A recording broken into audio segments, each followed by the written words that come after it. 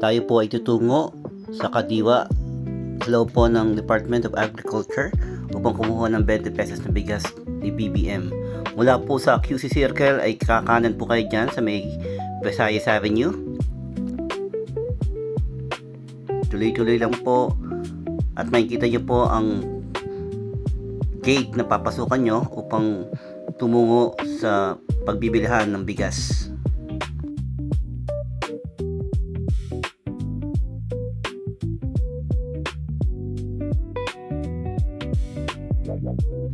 Manatili lang po sa kanan at kayo po ay kakanan na dyan upang pumasok sa gate. Doon po sa may lumabas na kotse, doon po kayo papasok.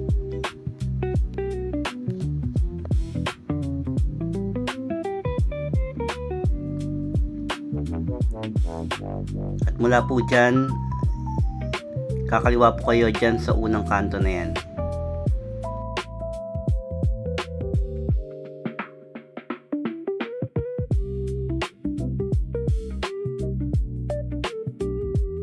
Ituloy lamang po at dyan ay kakanan po kayo at dyan po makikita ang pinagkukuhanan ng bigas.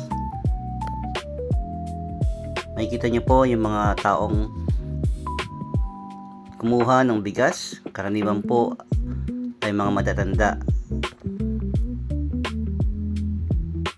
Para makabili ng 10 kilo ng subsidized na bigas, 20 pesos kada kilo sa ilalim ng programang Benting Bigas meron na ng Department of Agriculture, kailangan mong mag-sign up sa kanilang online appointment system or mag-register ng direkta sa mga itinalagang Kadiwa stores.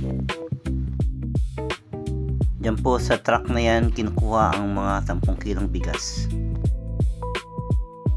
Sino po ang mga kwalipikado?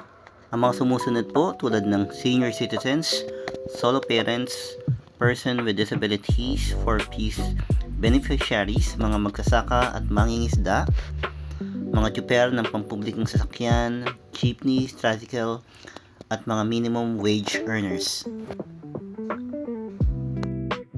Ito po ang mga sumusunod na paraan ng pagre-rehistro. Online pre-registration, mag-fill out ng form sa official na link ng Department of Agriculture o sa 20 appointment link para sa makakuha ng schedule or QR code.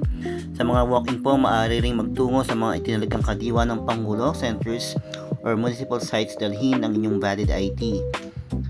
Kailangan din pong i-save ang screenshot ang inyong generated QR code or confirmation dahil ito ang hihilingin kapag ikaw ay bibili na.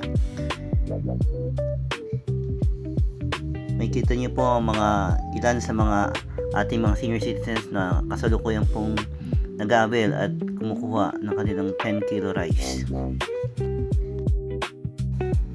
Kaya tara po, ating tangkilikin ang 20 pesos na kilo na bigas dahil sa panahon po ngayon napakalaking tulong po ng ganitong programa ng Department of Agriculture.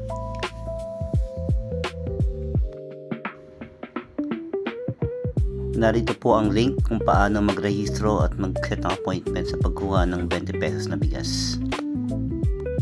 Ikan nyo lamang po ang QR code na yon at mas mapapabilis po ang inyong pagpaparehistro.